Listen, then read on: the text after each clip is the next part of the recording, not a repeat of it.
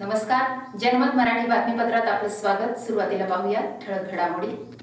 नाशिक शहराचे सर्व नागरिकांना माझा नमस्कार। मी आयुष प्रसाद, नाशिक जिल्ह्याचे जिल्हाधिकारी।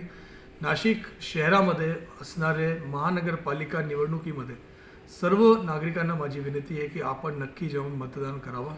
या मताधिकार आपला म्हणजे एक पायाभूत अधिकार आहे आणि या अधिकार आपण नक्की बजावावा।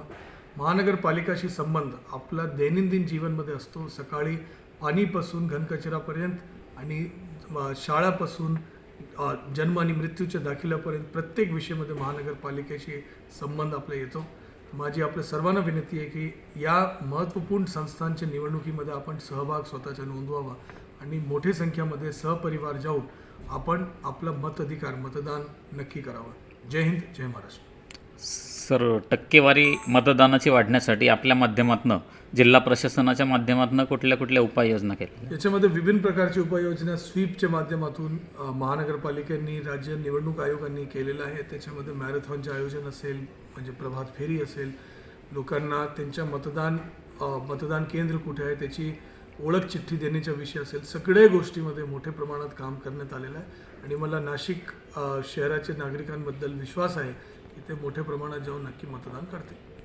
मी आयुष प्रसाद, नाशिक जिल्ह्याचे जिल्हाधिकारी।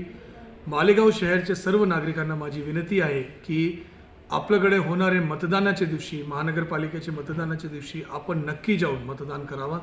या मताधिकार फार महत्त्वपूर्ण संविधानिक पायाभूत मताधिकार आहे। माझी आपल्या सर्वांना विनंती आहे की आपण आपला मताधिकार नक्की वाजवावा। माझी सर्व लोकांना यही सूचना आहे की महानगरपालिका एक अत्यंत महत्त्वपूर्ण संस्थान असते। आपल्या जीवनमध्ये, दैनंदिन जीवनमध्ये त्याचा एक फार मोठा म्हणजे आपला त्यांच्याशी संबंध येते आणि या महत्त्वपूर्ण निवडणुकीमध्ये आपण नक्की जाऊन मतदान करावा।